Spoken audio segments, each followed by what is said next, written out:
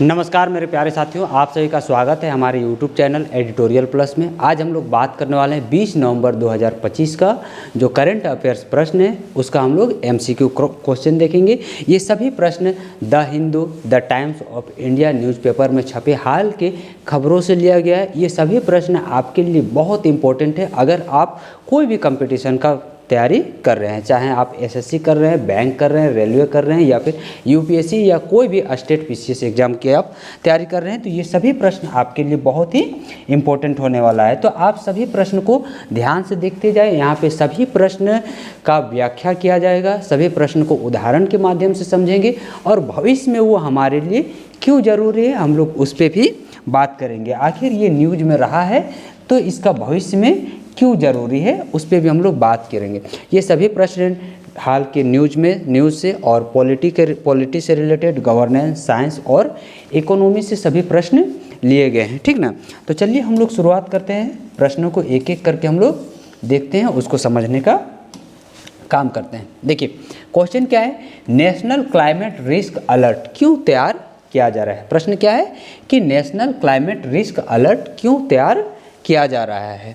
Option है जलवायु जोखिम वाले क्षेत्र की पहचान हेतु, या फिर जनसंख्या जनगणना के लिए, या फिर शिक्षा के लिए नक्शा बनाने हेतु, या पर्यावरण कर वसूलने के लिए। तो नेशनल क्लाइमेट रिस्क अलर्ट क्यों जारी किया गया है, तो जलवायु जोखिम वाले क्षेत्र की पहचान हेतु। इससे क्या होगा कि इससे पहले से पता किया जाएगा कि कौन सा क्षेत्र, वैसे क्षेत्र जो बाढ़, सूखा या चक्रवात या ताप वृद्धि के खतरे में होते हैं, उन सभी जगहों के बारे में पहले से हमें पता होगा। तो अगर जैसे ही पहले से पता चलेगा कि कौन से क्षेत्र में कब बाढ़ आने वाला है, कौन सा क्षेत्र में सूखा आने वाला है, तो सरकार उससे बचाव का उपाय करेगी। इसलिए भी यह क्या हो गया है, ज़रूरी हो गया है। यह एटलस देश के उन जिलों का डेटा रखेगा जो बाढ़, सूखा, चक्रवात या फिर ताप वृद्धि के खतरे में है। इससे सरकार को अग्रिम यानी कि पहले से चेतावनी मिलेगी ताकि वो राहत योजनाएं बनाने में उसे क्या होगी, मदद मिलेगी, ठीक ना। सरकार को पहले से पता होगा कि कौन से क्षेत्र में कब बाढ़ आने वाला है, कब सूखा। जैसे हमें पहले से अभी क्या पता रहता है, जैसे अभी हम लोग मोबाइल में ऐप या फिर गूगल के माध्यम से हम लोग पहले से पता करते हैं कि कौन से क्षेत्र में कब बारिश और कितनी बारिश होने वाली है, कितनी बारिश होने की संभावना है, ताकि हम उससे बचाव कर सकते हैं। तो वैसे ही मौसम ऐप आपको बताएगा कि बारिश कब होगी, वैसे यह एटलस बताएगा कि कौन से क्षेत्र में भविष्य में सबसे ज़्यादा जलवायु जोखिम होने वाला है, यानी कि कौन से क्षेत्र में बाढ़ आने वाला है, कौन से क्षेत्र में सूखा या फिर चक्रवात आने वाला है। इस चीज़ के बारे में हमें पहले से पता होगी। देखिए ये हमारे लिए महत्वपूर्ण विषय क्यों बन गया है, ये हमारे लिए महत्वपूर्ण क्यों है। देखिए यह भारत को क्लाइमेट स्मार्ट प्लानिंग में अग्रणी मदद करेगा और आपदा प्रबंधन को वैज्ञानिक रूप से सशक्त होने में भी क्या मिलेगा, मदद मिलेगा। पहले से हमें पता होगा कि कौन से क्षेत्र में आपदा हो आने वाली है, ताकि हम उससे बचने का हम पहले से उपाय कर सकते हैं, ठीक ना। चलिए फिर देखिए अगला क्वेश्चन हमारे सामने है कि भारत की पहली महिला अंतरिक्ष यात्री कल्पना चावला को श्रद्धांजलि देने हेतु कौन सी नई इसरो पहल शुरू की गई। क्वेश्चन क्या है कि भारत की पहली महिला अंतरिक्ष यात्री कल्पना चावला को श्रद्धांजलि देने हेतु कौन सी नई इसरो की पहल शुरू की गई। मिशन कल्पना क्यूबसैट, या फिर वोमेन इन स्पेस प्रोग्राम, कल्पना युवा space mission, ISRO women explore scheme, ठीक ना। तो कौन सी शुरुआत किया गया है, कल्पना युवा स्पेस मिशन। देखिए इसरो ने छात्रों विशेषकर लड़कियों के लिए कल्पना युवा स्पेस मिशन शुरू किया है। इसके तहत स्कूल कॉलेज छात्र अपने छोटे उपग्रह तैयार करके इसरो के SSLV से क्या करेंगे, लॉन्च करेंगे। स्कूल कॉलेज के छात्र छात्राएं क्या कर सकते हैं, अपने ही स्कूल में प्रोजेक्ट बना के और उसको यानी कि छोटे छोटे उपग्रह बना के इसरो के SSLV से लॉन्च कर सकते हैं। SSLV के बारे में हम लोग पिछली कक्षा में पढ़े थे, SSLV और PSLV के बारे में पढ़े थे। SSLV जैसे विज्ञान मेले में बच्चे अपने मॉडल बनाते हैं, वैसे ही अब वे अंतरिक्ष तक अपनी कल्पना को भेज सकते हैं इसके माध्यम से, SSLV के माध्यम से, ठीक ना। यह कार्यक्रम भारत में स्टीम यानी कि साइंस, टी यानी कि टेक्निक और ई यानी कि इंजीनियरिंग और एम यानी कि मैथ शिक्षा को बढ़ावा देता है और बेटियां इन स्पेस दृष्टि को भी ये क्या करता है साकार करने में मदद करता है। अब क्या है कि बेटियों को भी आगे आने में मदद करेगा। बेटियां भी अब साइंस टेक्नोलॉजी मैथ इंजीनियरिंग की पढ़ाई करके स्पेस में जा सकती है। किन की तरह? कल्पना चावला की तरह, ठीक है ना। तो यह भारत के लिए बहुत बढ़िया विषय है। फिर देखिए अगला क्वेश्चन है कि हाल ही में किस राज्य ने वाटर एटीएम पॉलिसी 2025 को लागू किया। क्वेश्चन क्या है कि हाल ही में किस राज्य ने वाटर एटीएम पॉलिसी 2025 लागू की। उत्तर प्रदेश, राजस्थान, गुजरात या फिर हरियाणा। तो किस राज्य ने वाटर एटीएम पॉलिसी लागू किया? राजस्थान ने, ठीक ना। देखिए राजस्थान सरकार ने हर गांव में स्वच्छ पेयजल सुलभ कराने के लिए वाटर एटीएम पॉलिसी 2025 लागू किया है। जिस प्रकार से हम लोग पैसा निकालने के लिए एटीएम से जाते हैं, इसी प्रकार से अब राजस्थान के लोग स्वच्छ पेयजल के लिए एटीएम से पानी निकाल सकते हैं। यह एटीएम मशीन की तरह काम करेगा, जहां लोग स्मार्ट कार्ड से क्या कर सकते हैं? पानी भर सकते हैं। इससे फ़ायदा क्या है कि लोग क्या करते हैं कि लोग पानी का बहुत ज़्यादा दुरुपयोग करते हैं। अब पानी लोग को लिमिट मिलेगा तो इससे क्या होगा कि पानी का दुरुपयोग कम होगा। क्योंकि हम लोग सभी को जानते हैं कि राजस्थान एक ऐसा राज्य है जहाँ पे पानी का सालों भर कमी रहता है, वहाँ पे बारिश कम होता है, तो पानी का कमी वहाँ पे ज़्यादा है, भौम जल स्तर काफ़ी नीचे है, तो इसके कारण वहाँ के लोगों को पानी की समस्या होते रहती है। देखिए जैसे एटीएम से हम लोग पैसे निकालते हैं, वैसे ही अब ग्रामीण लोग पानी निकाल सकते हैं। कहाँ से? तो वाटर एटीएम पॉलिसी के तहत। देखिए यह नीति ग्रामीण स्वास्थ्य और जल संरक्षण दोनों में मददगार होगी। साथ ही जल जीवन मिशन के लक्ष्यों को भी ये क्या करेगी? पूरा करने में मदद करेगी, ठीक ना। जल जीवन के लक्ष्यों को भी पूरा होने में यह मदद करेगी। चलिए फिर हम लोग अगला प्रश्न देखते हैं। अगला प्रश्न हमारे सामने है कि नेशनल साइबर स्लाइड पोर्टल का शुभारंभ किस मंत्रालय ने किया, ठीक ना। क्वेश्चन क्या है कि नेशनल साइबर स्लाइड पोर्टल का शुभारंभ किस मंत्रालय के द्वारा किया गया? गृह मंत्रालय, इलेक्ट्रॉनिक्स एंड आईटी मंत्रालय, रक्षा मंत्रालय या फिर शिक्षा मंत्रालय। तो कौन से मंत्रालय से इसका शुभारंभ किया गया है? ऑप्शन नंबर बी, इलेक्ट्रॉनिक्स एवं आईटी मंत्रालय के द्वारा इसका शुभारंभ किया गया है, ठीक ना। तो इसका ऑप्शन बी क्या हो जाएगा? सही हो जाएगा। देखिए यह पोर्टल भारत के साइबर हमलों को सुरक्षा के लिए एक एकीकृत प्लेटफॉर्म है। इस पर हर संस्थान अपनी साइबर ऑडिट और अलर्ट रिपोर्ट कर सकता है, ठीक ना।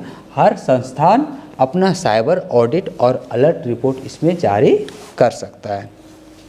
जैसे आपके मोबाइल में एंटीवायरस रक्षा करता है, वैसे ही यह पोर्टल पूरे देश के नेटवर्क की क्या करेगा?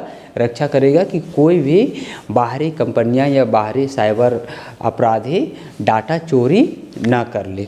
तो इसमें डाटा चोरी होने से रोकने में यह मदद करेगा। देखिए बढ़ते साइबर अपराध के माहौल में यह भारत की साइबर रेसिलियंस मिशन 2040 को मजबूत बुनियादी है, ठीक ना। 2040 तक इसको मजबूत करने का बुनियादी नींव है। फिर देखिए अगला प्रश्न देखते हैं। अगला प्रश्न हमारे सामने है कि आरबीआई ने हाल ही में किस नई डिजिटल मुद्रा प्रयोग की घोषणा की है, ठीक ना। आरबीआई ने हाल में किस नई डिजिटल मुद्रा प्रयोग की घोषणा की है?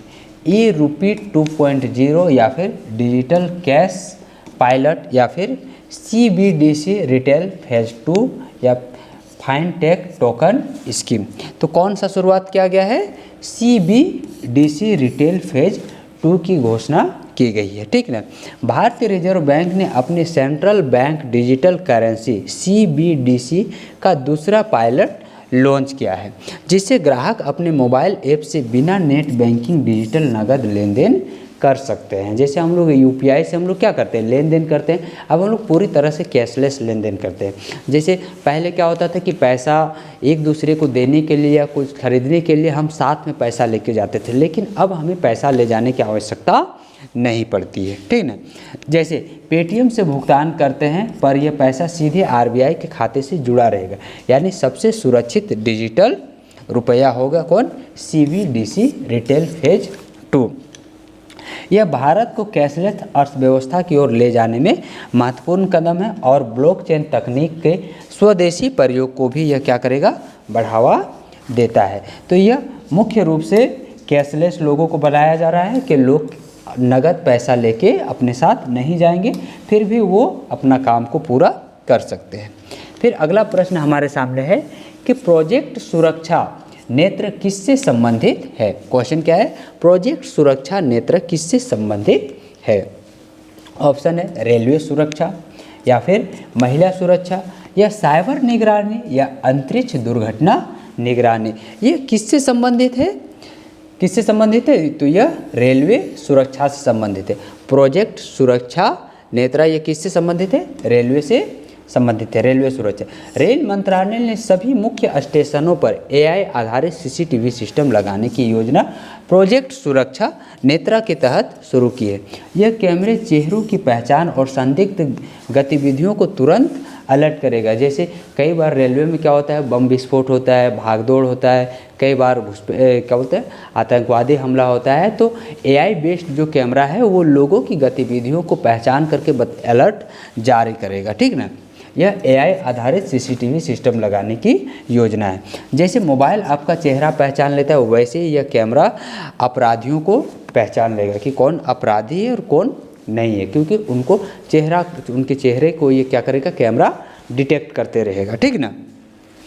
तो ये वर्तमान में हमारे लिए क्यों जरूरी है, तो यह रेलवे यात्रा को सुरक्षित बनाने की दिशा में एक महत्वपूर्ण कदम है और महिलाओं की सुरक्षा के लिए खास करके यह विशेष उपयोगी होगा। जो महिलाओं के साथ अपराध दिनों दिन बढ़ते जा रहा है, उसको भी यह सुरक्षित करने में मदद करेगा। ये पूरी तरह से AI बेस्ड कैमरा रहेगा, ठीक ना। ये अलर्ट पहले कर देगा। फिर देखिए अगला प्रश्न हमारे सामने है कि ग्रीन पोर्ट पॉलिसी 2025 किसके लिए लागू की गई। प्रश्न क्या है कि ग्रीन पोर्ट पॉलिसी 2025 किसके लिए लागू की गई। हवाई अड्डे, बंदरगाहों, रेलवे स्टेशन, या फिर सड़क परिवहन कार्यालय। तो ग्रीन पोर्ट पॉलिसी किसके लिए लागू किया गया है, बंदरगाहों के लिए। किसके लिए, बंदरगाहों के लिए। देखिए भारतीय बंदरगाह प्राधिकरण IPA ने ग्रीन पोर्ट पॉलिसी 2025 लागू किए ताकि सभी बंदरगाहों पर कार्बन उत्सर्जन 50% से कम किया जा सके, ठीक ना। 50% से भी कम कार्बन उत्सर्जन किया जा सके। इसमें सौर ऊर्जा, इलेक्ट्रिक वाहन और कचरा प्रबंधन पर जोर दिया जा रहा है, ठीक ना।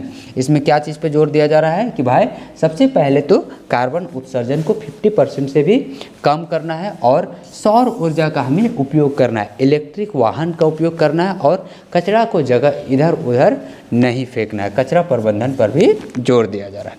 जैसे देखिए, जैसे घरों में सौर पैनल लगाकर बिजली बचाई जाती है, वैसे अब बंदरगाह भी हरित ऊर्जा से चलेंगे। अब बंदरगाह में भी क्या लगाया जा रहा है, सौर प्लेट लगाया जा रहा है, जिससे बिजली की बचत होगी।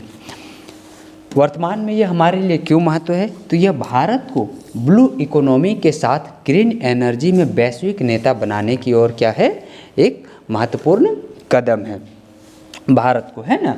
ब्लू इकोनॉमी के साथ ग्रीन एनर्जी में वैश्विक नेता बनने में ये क्या करेगा, मदद करेगा। तो ये भारत के लिए बेहद क्या है, जरूरी है। चलिए, आपको हर एक प्रश्न समझ में आ रहा है ना। जो भी प्रश्न आपको दिक्कत होगा आप कमेंट के माध्यम से बताएंगे, ताकि हमें ये पता चलेगा कि हम सही से आपको समझा पा रहे हैं या फिर नहीं समझा पा रहे हैं। चलिए अगला प्रश्न हमारे सामने है कि प्रोजेक्ट अग्नि नेत्र किस संगठन द्वारा विकसित किया गया है। DRDO, इसरो, बेल या फिर हॉल। तो प्रोजेक्ट अग्नि नेत्र किस संगठन द्वारा विकसित किया गया है, DRDO के तहत, ठीक ना। DRDO ने अग्नि नेत्रा नामक AI आधारित मिसाइल ट्रैकिंग सिस्टम विकसित किया है, जो 1000 किलोमीटर दूर तक किसी मिसाइल की दिशा, गति और स्थिति का रियल टाइम डेटा दे सकता है, ठीक ना। ये क्या करेगा, कोई भी अगर मिसाइल या कोई भी मिसाइल किसी भी दिशा से आ रहा है, वो 1000 किलोमीटर दूर है, तभी ये उसके बारे में पता करके उसका रियल टाइम डेटा दे सकता है। जैसे रडार विमान को ट्रैक करता है, वैसे ही यह सिस्टम हवा में चलती मिसाइल को नज़र में रखता है, ठीक ना। जिस प्रकार से रडार पता करता है ना कि कौन सी मिसाइल आ रही है, तो उस प्रकार से अब ये भी देखिए इसका हमें वर्तमान में ये क्यों महत्वपूर्ण है।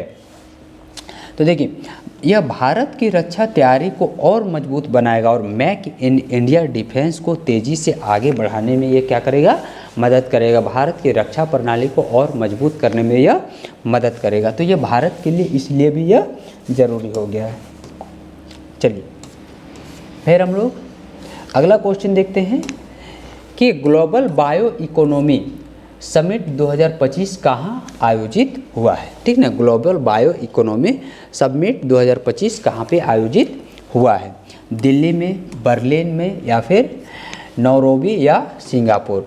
तो ग्लोबल बायो इकोनॉमी कहाँ पे समिट हुआ है, बर्लिन में, ठीक ना। यह अंतर्राष्ट्रीय सम्मेलन में भारत ने green biotechnology and sustainable farming पर अपना विजन रखा, जिसमें कृषि कचरे से बायो फ्यूल और बायो प्लास्टिक बनाने की चर्चा हुई है, ठीक ना। इसमें भारत ग्रीन बायोटेक्नोलॉजी और सस्टेनेबल फार्मिंग पर अपना दृष्टिकोण रखा, ठीक ना। इससे क्या होगा, कृषि कचरे से बायोफ्यूल और बायो प्लास्टिक बनाने पर चर्चा हुई थी। यह देखिए, जैसे घर के कचरे से कंपोस्ट बनाते हैं, वैसे अब खेती के कचरे से ऊर्जा और उपयोगी सामग्री क्या हो सकती है, बनाई जाएगी। उपयोगी सामग्री बनाने में मदद करेगा। देखिए, यह हमारे लिए वर्तमान में या भविष्य में यह हमारे लिए क्यों ज़रूरी है, क्यों इतना इम्पोर्टेंस है। तो भारत का लक्ष्य है कि 2047 तक बायो इकोनॉमी का आकार 150 अरब डॉलर तक पहुंचाना है। भारत का यह इकोनॉमिक आकार है कि कम से कम 150 अरब डॉलर तक पहुंचाना 2047 तक बायो इकोनॉमी को। तो इस इकोनॉमी समिट कहाँ पे हुआ था, बर्लिन में, ठीक ना। ये जगह आप लोग याद रख लीजिएगा। चलिए फिर अगला क्वेश्चन हमारे सामने है कि G20 डिजिटल हेरिटेज पोर्टल की शुरुआत किसने की। लाइट कट गया है थोड़ा सा। तो G20 डिजिटल हेरिटेज पोर्टल की शुरुआत किसने की, यूनेस्को, भारत, इटली या फिर जापान। तो देखिए, इसकी व्याख्या देखते हैं हम लोग।